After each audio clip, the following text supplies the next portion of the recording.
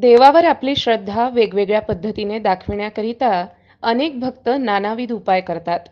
देवाला प्रसन्न करण्यासाठी त्यांचेही प्रयोग इतर भक्तांसाठी आदर्श ठरत असले तरी या कठीण प्रार्थनेमध्ये अनेकांकडून श्रद्धाभाव दाखविण्याचा प्रयत्न केला जातो.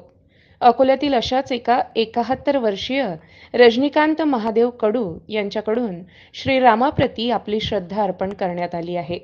कोणत्याही लालसेपोटी नव्हे, तर फक्त नामस्मरण आणि नामजप करण्यासाठी त्यांनी हा उपक्रम गेल्या 33 वर्षांपासून अजूनही अबाधित ठेवला आहे. पवन गवई यांचा हा स्पेशल रिपोर्ट.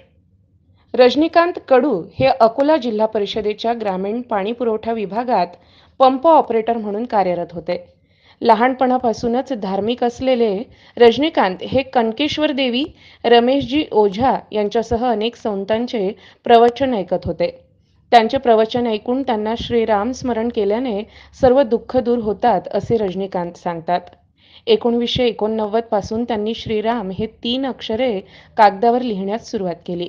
विशेष म्हणजे श्रीराम नाव लिहिताना त्यांनी अशा पद्धतीने लिहिले आहे की दुरून बघितल्यानंतर या सर्व श्रीराम नावांमध्ये एक मोठे श्रीराम नाव तयार होते आहे. दररोज त्यांना जसा वेळ मिळतो त्या वेळेला ते श्रीराम हे नाव दररोज पानांवर याही वयात लिहित आहेत. एका पानावर जवळपास 3000 ते 5000 अक्षरे लिहिलेली आहेत. त्यांनी आतापर्यंत जवळपास 3424 पानांवर लिखाण केलं असून श्रीराम हा एक शब्द 1,68,18,000 वेळा लिहिलेला आहे. छंद जोपासताना त्यांनी केलेल्या या अनोख्या राम भक्तीची सध्या सर्वत्र चर्चा सुरू आहे. मी अकोला जिल्हा परिषदेमध्ये ग्रामीण पाणीपुरवठा विभागात अकोट येथे ऑपरेटर म्हणून नोकरी करतो. तर मी हे धार्मिक ज्यावेळेस प्रवचन कीर्तन जिथं होत होते तिथं मी ऐकायला जात होतो. त्याच्यातून मला अशी प्रेरणा मिळाली की बा प्रभूचं नामस्मरण केल्यानं काहीतरी मनशांती भेटते. त्यामुळे मी 1989 पासून श्रीराम द्यायचा हा प्रयत्न सुरू केला.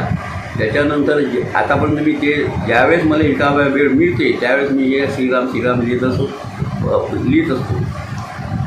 आणि त्याच्यातून मला जी मनशांती भेटते बा त्याला काही ना काही आपण जीवनात नामस्मरण करतो आहे याचं मला थोडंसं समाधान वाटते. आणि आतापर्यंत मी समजा आता 1,68,00,000 माझं लिखाण झालं आहे. त्याचे 3,425 कागद भरले आहेत. मी सध्याचे माझ्यावर सगळे ठेवलेच आहेत. आता असं मी जीवनभरच जोपर्यंत मी होते माझ्या याच्यानं तोपर्यंत मी असं जीवनभर लिहित राहील. शेवटपर्यंत किती होतात ते आता परमेश्वर कुठपर्यंत शक्ती देते बुद्धी देते तोपर्यंत चालू ठेवी.